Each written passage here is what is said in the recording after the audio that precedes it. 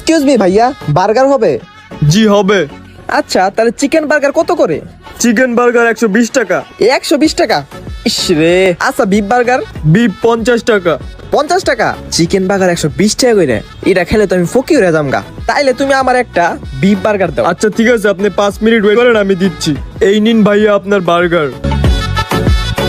Sir শুনেন, আমার 20টা টাকা দিবেন, আমার খুব খিদা লাগছে। আজকে 2 দিন যাবত স্যার কিচ্ছু খাই না স্যার। টাকা নাই? না। অনেক গরিব না? হ, অনেক গরিব। আহারে ভাই, দেখছেন এই গরিবদের সাহায্য করা দরকার, বুঝছেন?